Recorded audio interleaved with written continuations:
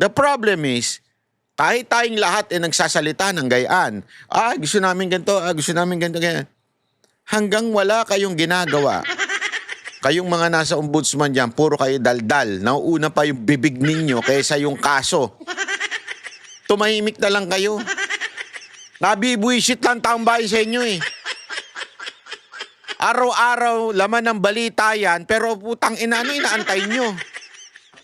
Sasabihin nyo ngayon, meron na pala, pero bakit di nyo pakasuhan?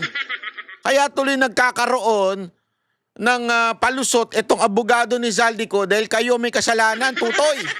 Dahil doon sa mga naglabasang flight manifesto na palipat-lipat siya ng bansa, nasuplak po yung dahilan niyang medical. So ngayon, may bago na silang dahilan. Para naman iba kwento. Iba? Ano yung dahilan na yon? Na ang dahilan na yon ay delikado ang kanyang buhay. At sino ang gusto magpapatay sa kanya? Kasi kung ako kung sinasabi mong gusto magpapatay sa'yo, taong bayan, halimbawa lang yung mga galit-galit, kayang-kaya mo yan. Ilan ang security mo eh. Di ba? 40 ba yun? Umabot 40 daw ang security mo. May isa, sarili ka ng batalyon, di ba? Pag sundo pa lang yan, di na makakalapit yung mga tao sa'yo. Yeah? So, I don't think that's, sabi nga, maaaring hindi yun ang talagang rason. Baka naman, ang talagang gusto magpapatay sa'yo, ang tunay na mastermind. Naku. Gago! Ang tanong, yung mastermind ba na yun ay bonjing o bangag? Gago! Sino kaya doon sa dalawa na yun? Hindi natin alam eh. Kaya nga tinatanong natin eh.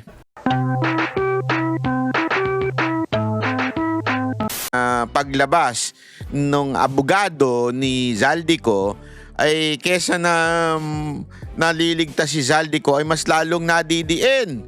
At hindi lamang po yun. Dahil din po doon tila nabubuking tuloy kung sino talaga ang amo niya. Kasi alam mo mga kababayan, ng mga Pilipino, marami ho dito nabudol. Pero marami na rin po ang nagising. Marami na po ang nakakaunawa kung sino talaga ang may kagagawa nitong matinding kawalangyaan sa ating bayan. Kahit anong diversion na gawin ninyo, ay nabubuking lang kayo lalo. Kahit anong iiwas ninyo diyan sa palasyo, mas lalo po kayong nabibisyo, ika nga. Mas lalo po kayong nadadali. Kaya nga mga kababayan, yan ho ang ating pag-uusapan ngayon. Kasi alam mo naman, itong mga nakaraang araw, talagang binagyo. Pati ho itong Cebu, di ba? Nakita naman po natin yun. At alam mo ito ang lupit. Ang lupit po ng solusyon ng ICI. Love one another. Patay tayo dyan. Hindi, magtataka talaga kayo. Sabi ko, wala. Yari to. May tama tayo dito. Meron tayong problemang malaki. Hayop yan. Sabi nga, what the world needs now is love, not greed. Nako po, patay tayo dyan. Alam mo, ako, I believe love is really important. Okay? Ako naniniwala naman ako dyan. As a matter of fact, love is the language that we should speak every time, di ba? Kaya lang, sa mga panahong ito, mas importante yung justice. Sa tingin ko lang kung sino man itong taga-ICI na ito. What the people needs, people need, ewan ko, basta kung may S o wala, bahala na kayo. What the people needs, with S na nga lang, is justice, not love. Kailangan magkaroon ng katarungan. Without justice, there will be no love. Yan ang lagi ninyong pagkakatandaan. Pag walang hustisya tayong makikita, wala talagang pagmamahal ang mangyayari. Halimbawa, paano mo masasabing dapat nating mahalin ang ating bayan kung hirap na hirap tayong makita na nagbabayad ng kanilang kasalanan, itong mga lumapastangan. Hindi ho natin basta pwedeng sabihin lang na what the world need now is love. Ito, apat i-share mo. Sorry medyo sablay talaga, sir. Sablay yung inyong panawagan na dapat nagmamahalan, dapat i-share. Gusto niyo ho bang ma-sharean kayo? Hindi ako, nagtatanong lang ako. Ito yung tanong lang, sir. Ano yan? Ba't yung sinasabi yan? Gusto niyo ma-sharean kayo? Ma-Ed Sheeran kayo, ha? Hindi ma-sharean, ma-Ed Sheeran. Makantahan baga. Kayo talaga. Mali yung ano ninyo, understanding ninyo eh. Hindi kasi alam mo, may nagnakaw. May naglapastangan ng pera natin. Tapos ang sagot mo, what the world needs is love. And we have to share. So i-share yung ninakaw? Medyo, sorry to say medyo sablay po yun. Naku po, patay tayo dyan. Medyo sablay yun, sir. Gago! Hindi, banat bay, baka hindi naman yun yung context. Ikaw naman. Oo nga naman. Kaya nga tinatanong ko eh. Tinatanong ko, ano yung isi-share? Yung ninakaw? Kanino isi-share? Doon sa mga nag-iimbestiga o doon sa mga nagre-reklamo? Ayan Pero ito, pakinggan natin itong part na ito na dito talaga na nabanggit na ni Tiangco na dapat tila managot din itong si Romualdez. Andang punto yun kasi 'di ba sinasabi natin ni Zaldico medical. Siguro dahil doon sa mga naglabasang flight manifesto na palipat-lipat siya ng bansa, nasuplak po yung dahilan niyang medical.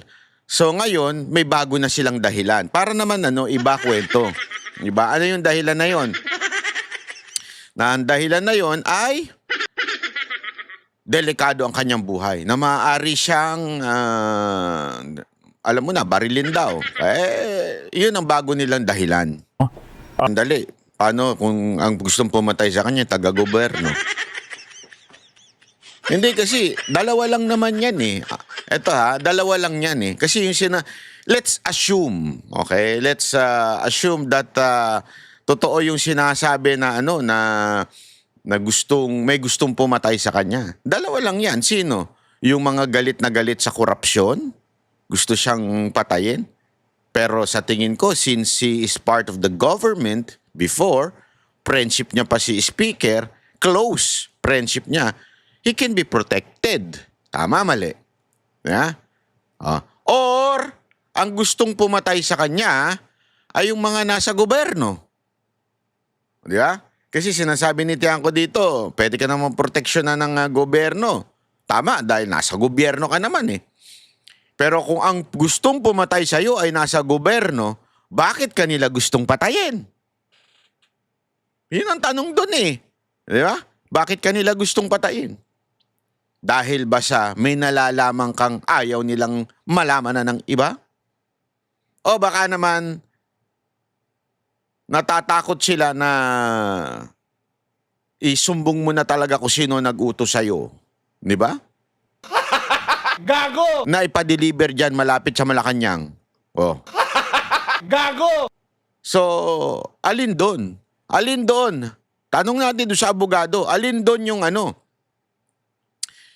bakit at sino ang gusto magpapatay sa kanya? Kasi kung ako kung sinasabi mong gusto magpapatay sa'yo, taong bayan, halimbawa lang yung mga galit-galit, kayang-kaya mo yan, ilan na security mo eh. Di ba? 40 ba yun? Umabot 40 daw ang security mo. May isa, sarili ka ng batalyon, di ba? Pag sundo pa lang yan, di na makakalapit yung mga tao sa'yo. Yeah? So, I don't think sabi nga, maaaring hindi yun ang talagang rason. O baka naman, ang talagang gusto magpapatay sa'yo, ang tunay na mastermind. Ako. Gago! Ang tanong, yung mastermind ba na yun ay bonjing o bangag? Gago! Sino kaya doon sa dalawa na yun? Hindi natin alam eh. Kaya nga tinatanong natin eh. Tingnan natin, siya abogado, di ba? Ano kayang legal basis nung sinasabi niya na pag may security risk, a-advisean niya yung kliyente niya na wag umuwi? Walang batas na nagsasabi na pag may security risk, pwede kang magtago sa ibang bansa at wag kang umuwi, no? Siya, tanungin natin, abogado siya Bakit siya nagbibigay, bakit securities ang dinadahilan niya? Hindi naman siya security advisor ni Saldico, di ba? So, ibig sabihin niya na alibay lang, palusot lang yan, di ba? Yun. In fact, Alibay lang. Ay, naku po, patay tayo. Congressman Tiangco, in the course of that interview, when I asked him about, the willingness to come home, eventually he said that his client is guilty of fear to come home, and that's the only thing that's preventing him from coming home and facing the accusations against him, to which he eventually admitted that fear is subjective.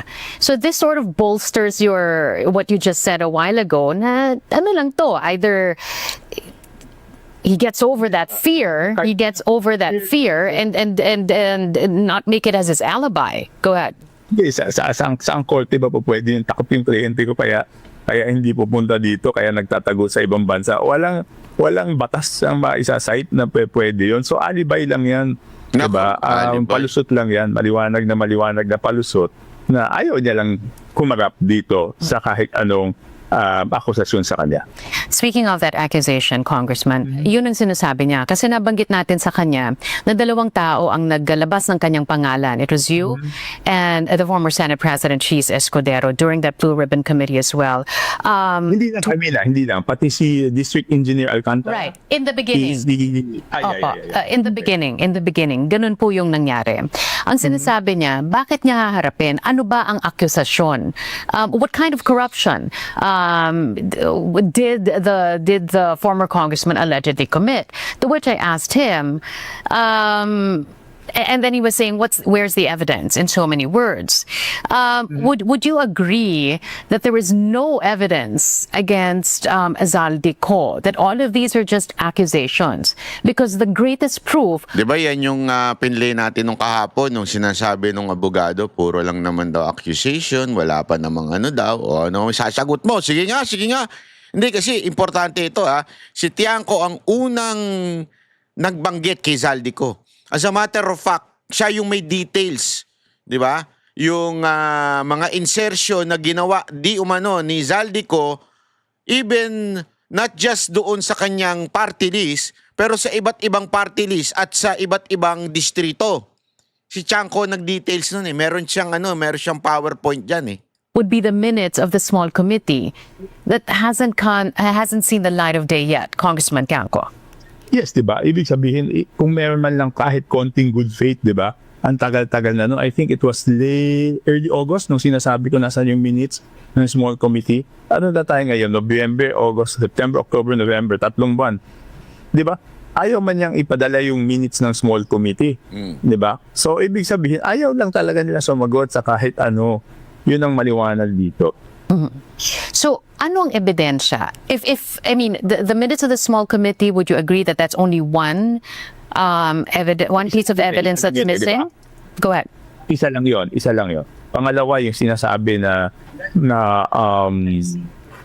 ni Engineer Alcantara na kapalit ng mga proyekto na ibinababa sa kanya, may 20 to 25% na kapalit yun, di ba? Di ba yun din yung sinasabi ko, di ba? Sabi ko, nakakapagtaka na mag-i-insert ka sa isang lugar na hindi mo naman distrito. At yung mga congressman doon, di ba? Oriental Mindoro, Occidental Mindoro, Abra, sinasabi nila hindi nila hinihini yung mga projects na yan. At doon sa Oriental Mindoro, yung projects na doon ay insertion, may substandard, at Sunwest ang contractor, di ba? I mean, dapat pagdugtungin natin yung mga bagay na yan. No?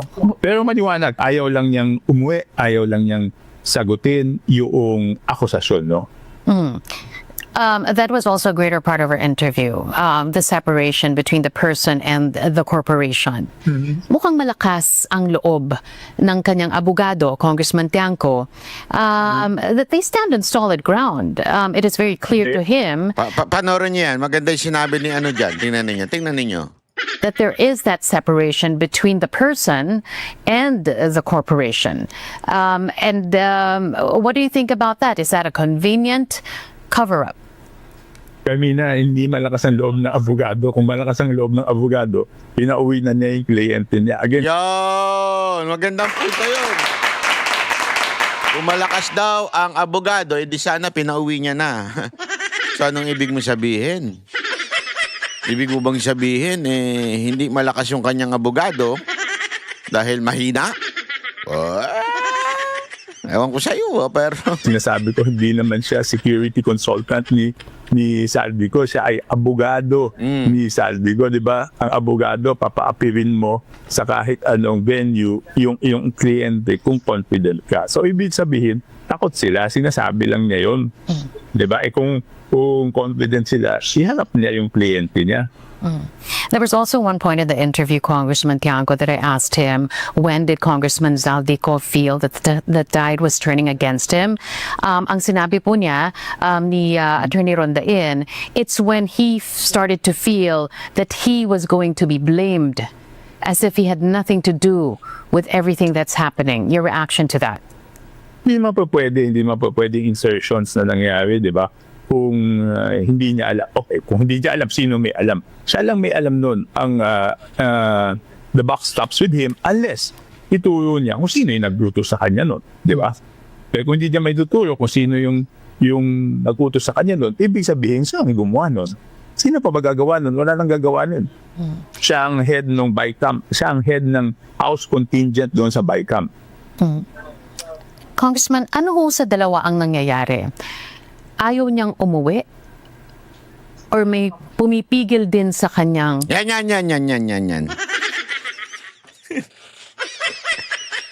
Ayaw niyang umuwi o may pumipigil sa kanya? Naku po, patay tayo dyan. umuwi? Ayan ang hindi natin alam, no? Sabi ko nga, Ako alam ko. ayaw niyang umuwi o nag-usap sa may pumipigil sa kanyang umuwi o nag-uusap may kausap siya na sinasabing mas mabuti na diyan ka dala, di ba? Tatlong bagay na yun. So hindi natin alam kung alin doon sa tatlong yun. Who stands to benefit if Congressman Yan. Saldico does not return home? Gusto ko yan follow up mo, te. Gusto ko yan, ha? Sino makikinabang? Pag hindi siya umuwi. Ha?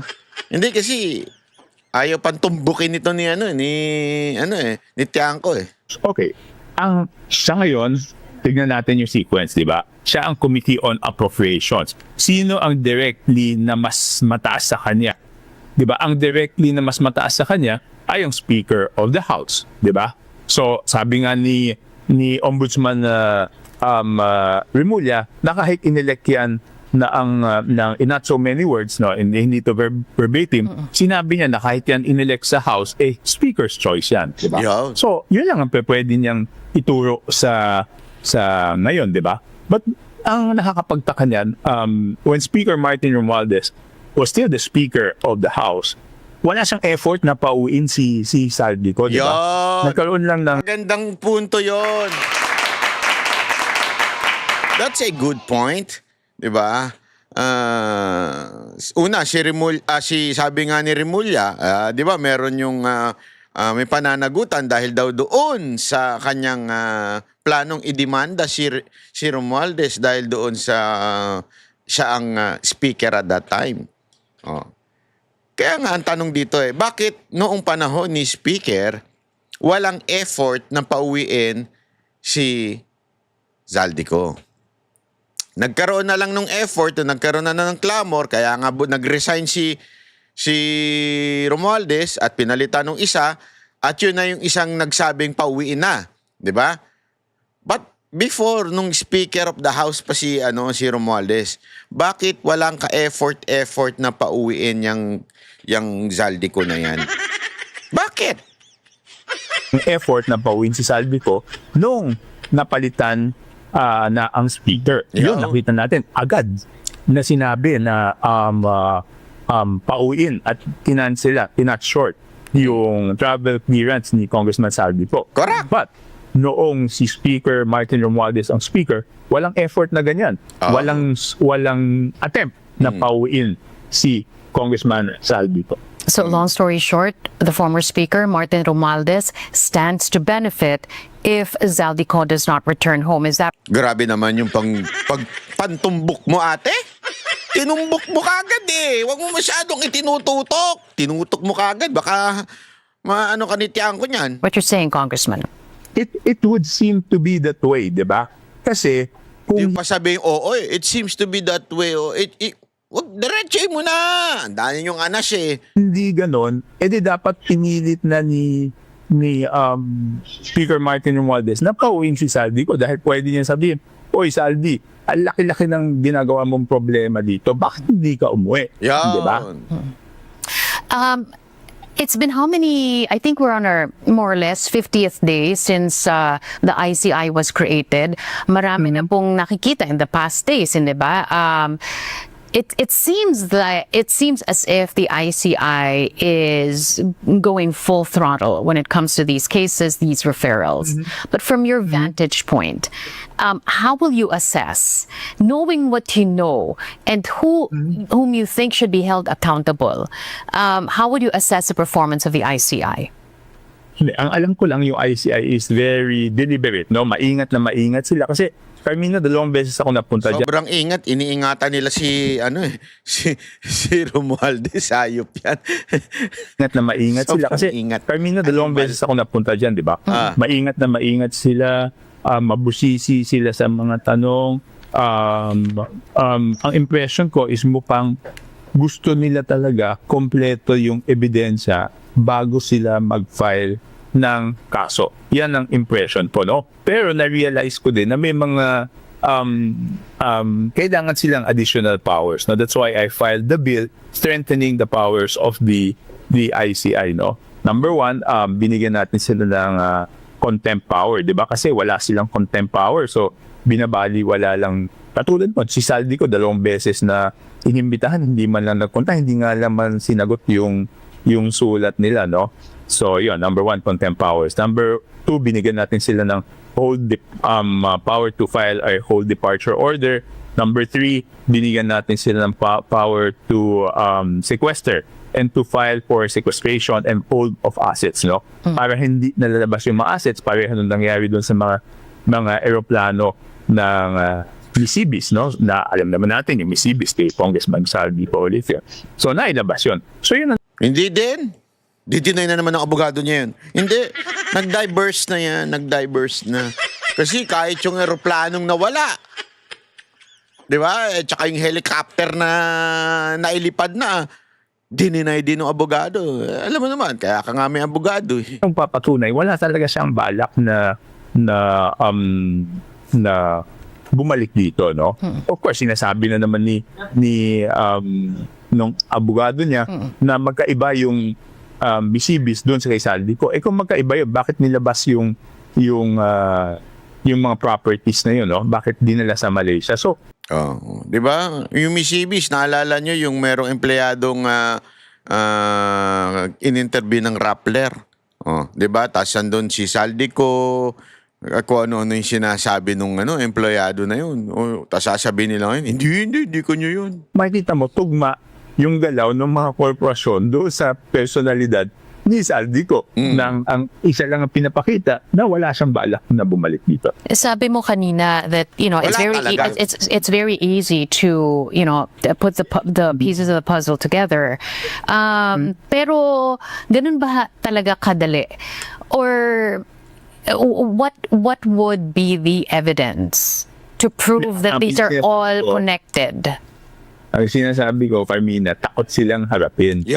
So kung takot silang harapin, yun ang nagpapatunay na malakas yung ebidensya. Otherwise, sino ba naman tao ang papayag na ikaw ang pag-iisipan, ikaw ang pagbibintangan nang hindi mo man lang ididepensa yung sarili mo? Di ba kung talagang inosente ka? Di ba? Common sense. Sino man tao papayag nun? Inaakusahan ka, ayaw mo man lang depensahan yung sarili mo. At yung ginagawa mo, kabaligtaran. Hindi mo sinasabi kung nasan ka. Yung assets ng supposedly, diniklaim na kumpanya na hindi na siya involved, lumabas ng bansa. Makikita mo, isa lang yung galaw. Tapos yung dalawang tao, yung si Paul, tsaka si, Mark. pangalan? Mark, no? hindi rin nagpapakita. At ang rumor, kasama niya. So ano ibig sabihin nun, di ba? Ibig sabihin, kitang-kita naman natin kung ano yung ginagawa niya. The lawyer also made a mention of, in so many words, trial by publicity, ilabas ang ebidensya, wag lang itong sabi-sabi. Kayo po, kung kayo tatanong ngayon, nakita na kita, nadidistract ako nung hindi kita makita. Yan, okay na. bakit? Ano nangyari? Ano nangyari? Ay, Yung nako, mali- nag-aanuhan pa sila dyan. Oy! Huwag na kayong mag-anuhan dyan. Ay! Hindi daw, nadidistract daw siya nung hindi niya nakikita. Ay, ako naman nadidistract nung nakikita ka. Gago! Gulo-gulo niya. Link Zoom po, hindi ko na Okay. press yung kita-kita kaya parang nadidistract ako, wala akong kausap. Ayan, kausap mo talaga ako. Ay, Okay, nako, so ayan yung sinasabi Labas na yung bote. Labas na. na wala tuloy ako. Yung sinasabi ni Na-distracted ni siya. Attorney Rondain, lahat ito, sabi-sabi lang, lahat ito, ilinalabas lang sa publiko. Trial by publicity, that's what he's saying. But if I were to ask you, what is that one piece of evidence that you have that will link Zaldico to everything that's happening? Hindi po yung sabi-sabi ha, pisikal, konkretong ebidensya laban kay Zaldico. Okay, number one, sinabi ko may insertion, di ba? At the beginning, hindi ko masabi sa inyo kung ano yung kapalit ng insertion. Okay. Ngayon, nung nag-testify si District Engineer Alcantara, sinabi niya na yung kapalit ng insertion ay 20% noong year 2020, nung unang taon, at nung sumunod na taon, naging 25%. No? Sinabi ni Engineer Alcantara na dinideliver niya yung pera doon sa kay Paul at kay Mark, either sa Valle Verde or doon sa Horizon sa Residences sa Shangri-La BGC, no? Yung direct testimony ni Engineer Alcantara. Sinabi ko rin sa isang interview na in the year 2023 for the 2024 budget, meron kasing mga proyekto sa Navotas na partially funded na lang. So gusto ko mapondohan ng buo para hindi na mag-intay ulit ng isa pang taon at 2025 mapondohan. May nilapitan ako, sabi ko baka pwedeng pondohan na to ng buo. Ang total nito 200 million para hindi na mag-intay ng isa pang taon, no? So ang sagot sa akin after a few weeks pwede kaya lang may 10% taripa, kaya lang discounted daw yun, kaya 10% kasi may 50% discount. So it shows na talaga may 20% taripa yun, no? So talaga, At kanino pupunta? Sino yung kinausap niyo po at kanino daw sabi ko kasi pupunta? kausapin, okay, isasabihin ko yan pag lumabas na si Salvi ko, di ba? Titignan natin muna. Kasi siyempre ayaw din natin na paghandaan nila, no? So may nilapitan ako, kasi ayoko siyang kausapin mo directly, no? So may nilapitan ako, sinabi ko na request ko nga na madagdagan. Ang sabi, after a few weeks bumalik sa akin, okay na, nakausap na si Salvi, may tarifa yan. So ano pa bang hinahanap nating ebidensya, liwanag ng ebidensya? Ayan na nga, yun na nga yung sinasabi. Di ba? Itong abogado ni here's a witness, personal witness. Being a witness is an evidence. Ito na nga di ba? Sinasabi niya na bilang congressman at yung mga karanasan niya with Zaldico. Again, kung yung abogado ay naniniwala doon sa innocence ng kanyang kliyente, ang number one payo ng abogado is sagutin natin yan para matapos na to dahil wala ka namang itinatago. Ayun. Pero kung ginagamit na dahilan o palusot yung security threat, makikita natin na maliwanag na bakit silang sumagot. As I mentioned a while ago, it was you and the former Senate President Chis Escudero who first brought out the name of Zaldico, and even the former Speaker Martin Romualdez. The former Senate President has been taking a hit for all the reasons that we know. If you just look at the news cycles, but when you look at what's been happening to you, it's relatively quiet. How would you disabuse the? Pinitira din ako, di ba? Oh, how would Alam nyo, ito naisip ko lang kasi may mga nabasa akong statement dito sa statement Sabi dito nung Roy Rondain, yung abogado, Rondain, sorry. I'm confident that if all the evidence was in, he will be acquitted. The problem is they're trying to build a non-bailable case against him. If that happens, they'll keep him in jail for the next 10 to 15 years while we are litigating. And even if we win, in the end, already have lost because he will have lost 10 to 15 years of his life. Sagot nung si Tutoy sa yung assistant na ngayon ombudsman ni Remulla. Meron naman kasing ebidensya. May mga statement mo to the effect na nakatanggap mismo si Zaldico sa kanyang bahay. At sa tingin ho namin, that's enough basis for probable cause. Ang problema kasi, Tutoy, puro kayo daldal. Ang problema kasi nauna yung daldal nyo. Ako, I'm really for dapat talagang makulong itong si Zaldico. Sana nga merong kabayarang bitay sa mga kurap eh. Di ba? Para sa akin, gusto kong makulong siya. That's my opinion. It's not a fact. It's an opinion na sana makulong siya sa mga pinagagawa niya. Okay? It's an opinion. The problem is, kahit tayong lahat nagsasalita ng gayaan, gusto namin ganito, gusto namin ganito, ganyan. Hanggang wala kayong ginagawa. Kayong mga nasa ombudsman dyan, puro kayo daldal. Nauuna pa yung bibig ninyo kaysa yung kaso. Tumahimik na lang kayo. Nabibuisit lang taong bahay sa inyo eh. Araw-araw, laman ng balita yan, pero putang ina, inaantay nyo? Sasabihin nyo ngayon, meron na pala, pero bakit di nyo pakasuhan? Kaya tuloy nagkakaroon ng palusot itong abogado ni Zaldico dahil kayo may kasalanan, Tutoy. Hirap na si Chanko, oh. How would you disabuse the minds? Diba? Ito lang po. Sinasabi kasi ng iba, Congressman Tiangco, parang hindi kasing lala. As if that's the benchmark. Pero ito ang tanong. Kasi there are those who think that you're sort of being spared because of the ties that bind. Because your wife is a president's cousin. So, what do you say to that observation that you're sort of being spared because of these ties? No, I'm not being spared. Look at tinitira din ako, Carmina, no? Hinahanapan ng kung anong issue. Pero, totoo itong sinasabi natin, anong magagawa natin, di ba? At nakita natin talaga na yung resulta nung ginawa nila, masama ang resulta dito sa mga proyekto, no? So, I'm not being spared, Carmina. I'm not being spared. I mean, I just don't mind it. I think that's the attitude I've always been taking, di ba? Kung tinitira ako, hindi ko lang pinapansin. Siguro, yun hindi ko alam. Basta yun lang, hindi ko lang pinapansin. Hindi ko pinapansin eh. It doesn't affect me.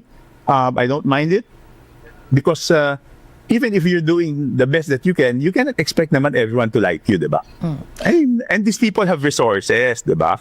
I mean, ang daming resources niyan. Diba, I think it was in your interview na sinabi ko na yung tumitira pa sa akin, doon ko pa nakilala sa townhouse ni Speaker Martin Romualdez, di ba? So, paano yung sasabihin na hindi ako tinitira? I think it was in your interview also na sinabi ko yun. Kaya lang, hindi ko talaga pinapansin eh.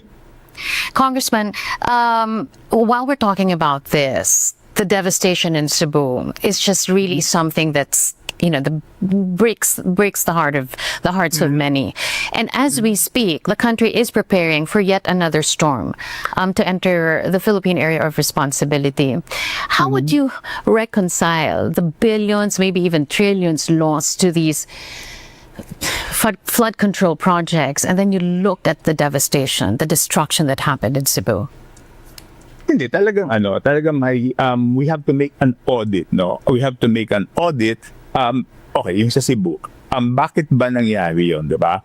Nag-fail ba yung flood control projects o meron pa bang mga flood control projects na hindi pa tapos, no? Wala akong Let's go to Cebu. Since Cebu naman na yung pinag-uusapan dito, tingnan ninyo, meron akong nakita dito mga kababayan na tila ang sisisihin na naman sa Cebu ay si Duterte. Ha? Itong si Auntie Claire, itong inilagay para i-troll ang mga Duterte, tila sinisisi na naman ng mga Duterte. Hayop din eh. Ang lala. Nakita ninyo?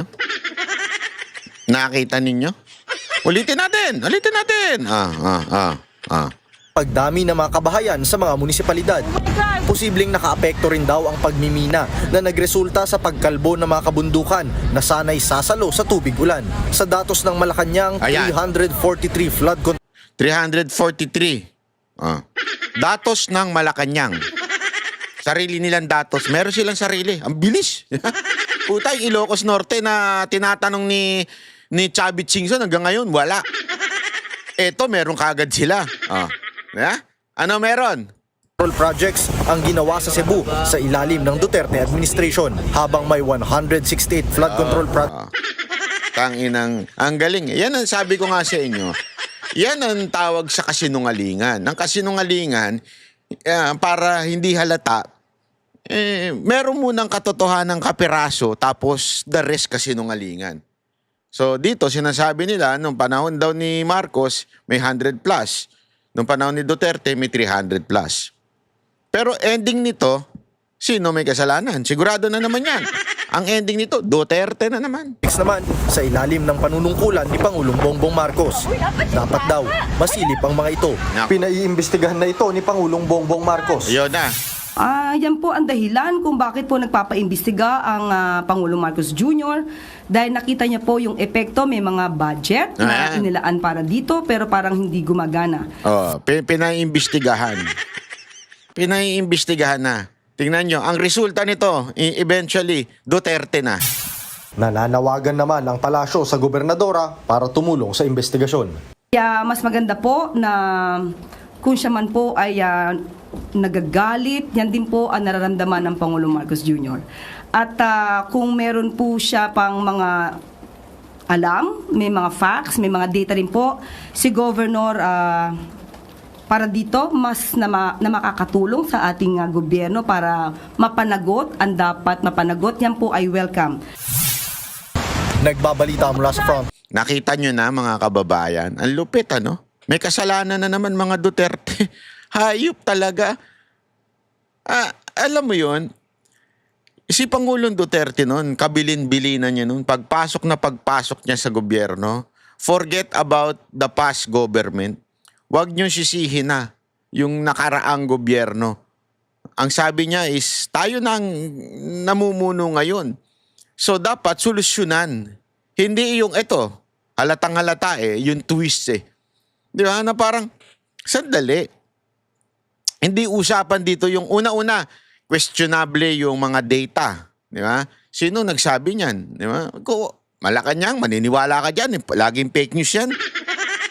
Sobrang fake news yan Araw-araw nagpe-fake news yan. So hindi ka maniniwala dyan sa tao na yan.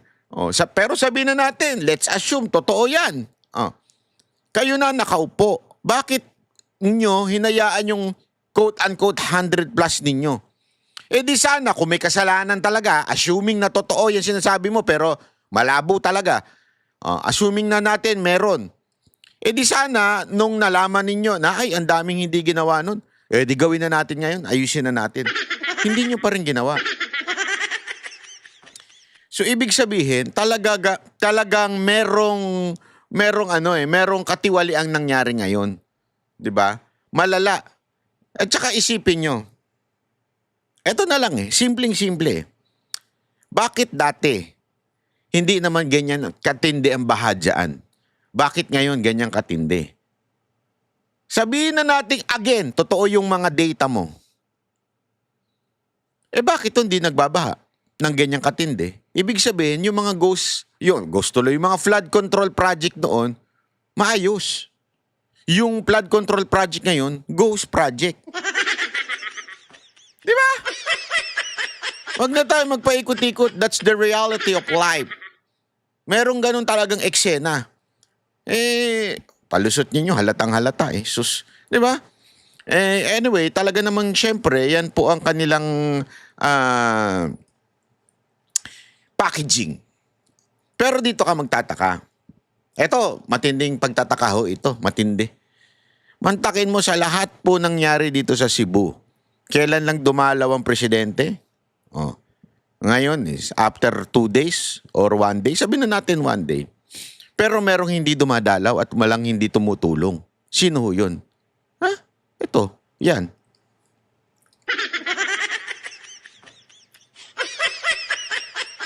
EDCA sites to be used for disaster relief. Diba? Yung EDCA na yan, supposedly para daw yaan sa disaster.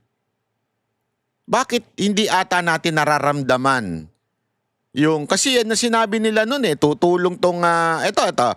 Baka sabihin ninyo nagsisinungaling ako, may news niyan. We have the EDCA sites. I thought these EDCA sites are there to help us in times of need, during natural disasters. Nasaan na yung ating friends, partners, and allies? Wala. Dr. Michael Batu. Wala yan, sir. Ikaw naman. Para pareho pa kami ng damit, Nag-usap tayo? Hindi, Amerikaning kanya. Na lagi nilang sinasabi. And again, these friends, partners, and allies, it's just a motherhood statement, unfortunately, from the Americans. Hindi sila pwedeng asahan sa mga ganitong panahon. Look at what's going on. Diba? I mean, may lindol, bumagyo. Nasaan na yung mga EDCA sites na? I mean, we are just being used by the military-industrial complex ng Estados Unidos para magkaroon ng demand dun sa mga weapons at armas na pinoproduce nila. Hindi, baka naman pinagbabaril nila yung puno.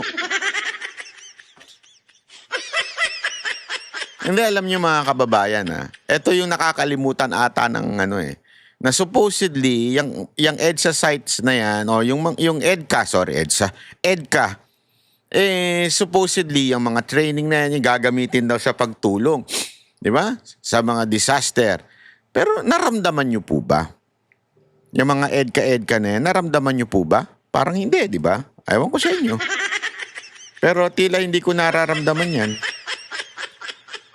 They're creating this idea na makakaroon ng digmaan, na merong threat, para may bumili ng mga armas. Yan. Yun yung nakikita ko dyan, Pero in terms of really genuinely helping us in times of need, I don't think so.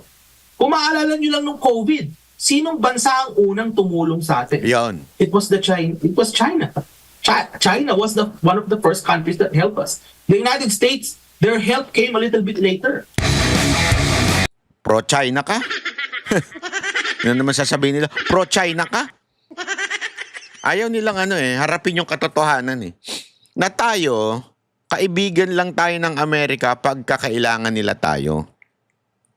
That's the truth. Sabi ko nga, hirap na hirap Subukan ninyo mag-apply ng visa sa Amerika at sa China. Kung saan ka mas pahihirapan. Di ba? Pero brother tayo ng Amerika,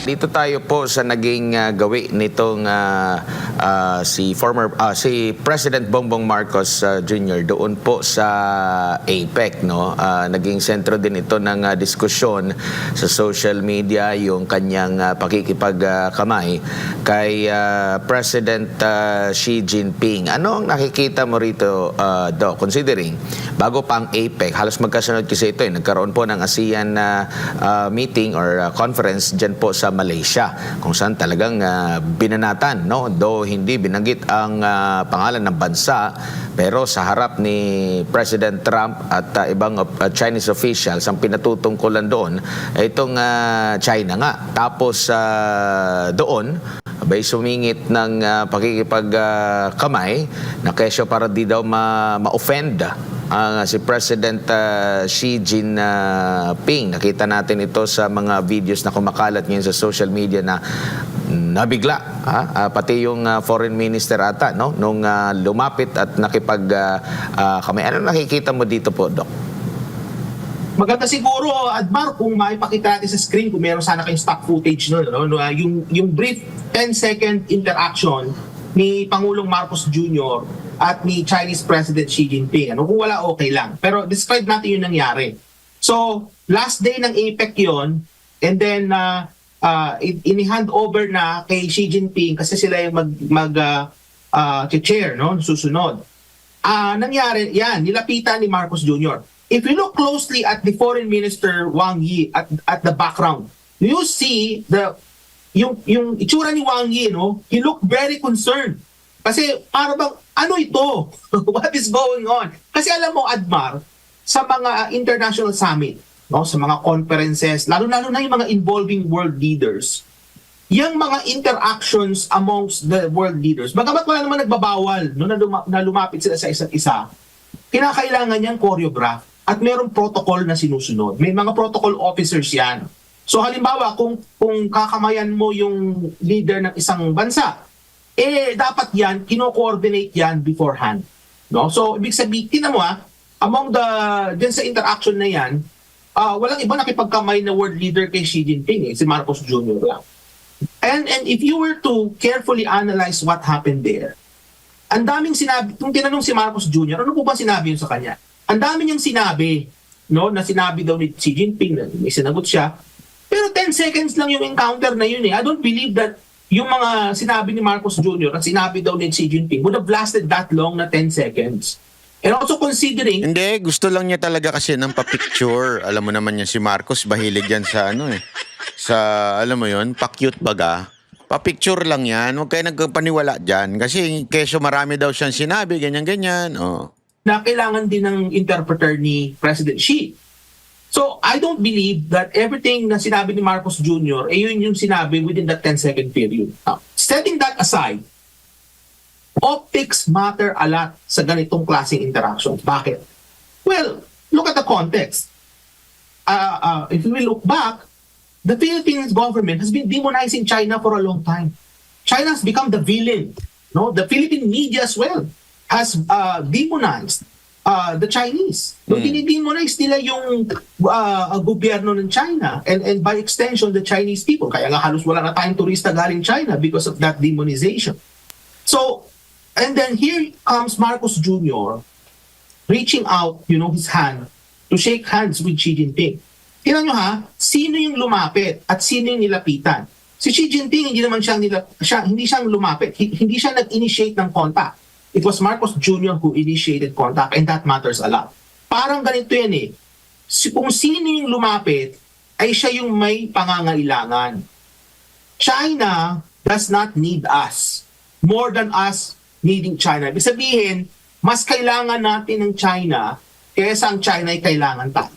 So yun yung pinapakitang messaging nito, no? I mean, although Marcos Jr. said that, kasi tinanong siya ng mga reporters Ang sabi niya, parang masyado naman kayong, para bang he brushed it off saying na, masyado niyo naman binibigyan ng interpretasyon yung interaction. I mean, although he sees it that way, but from the point of view of optics, and signals, iba yung pinapakitang signal nito na merong pangangailangan ng Pilipinas sa China. No? Yun yung sinesend na signal. Kaya, alam nyo mga kababayan, sa mga ganitong klaseng conferences, involving world leaders, what matters a lot is the optics yung galawan nila, binabantayan yan. Kaya nga may protocol, may protocol na sinusunod. And hindi lang yun, I mean, Marcos Jr. could have organized, a far more longer interaction with the Chinese leader. We are long overdue for such an interaction with the president. Hindi yung ganyan 10 seconds lang na nakipagkamayan. They need to sit down. Huwag mo naman binubuking masyado. Binubuking mo masyado, sir Booking na si Marcos dyan na tinatarantado lang yung mga Pilipino Huwag masyado. Now, Marcos Jr. and President Xi, they need to sit down and hammer out the issues surrounding the West Philippine Sea, surrounding tourism, economic growth and development for the two countries. Yun yung mga pinag-usapan. Hindi 10 seconds na lang doon na congratulate. That doesn't bring economic growth and economic benefits to our country, that second interaction. If any, it only goes to show that we need the Chinese more than the Chinese needs us. Opo, and nabanggit din niya sa isang panayam na alam niya na magkakaroon ng magandang resulta ng usapan ang Estados Unidos at China, na magkakaroon ng moratorium yung US at China. At nakita naman natin sa mga posting, sa mga pahayag po ng Estados Unidos, panay papuri dito sa China. Nag-come up nga sila dito sa isang kasunduan at nabanggit pa yung mga bansang kapitbahay natin, pero hindi tayo kasama sa mga na-mention. Nandun lang tayo sa others at sa kabila ng mga... Grabe ha. Pupunahin nyo pa yan ha. Masyado kayo ha. At least others tayo. Hindi na sa et cetera. Kasi may statement na ganun si Trump eh. Nagpapasalamat siya sa mga bansa. Tapos tayo, hindi tayo nabanggit na doon tayo sa others. Buti nga hindi et cetera. Ang pangit nun, di ba? Halimbawa, Thailand, China, and et cetera. Hayop yan.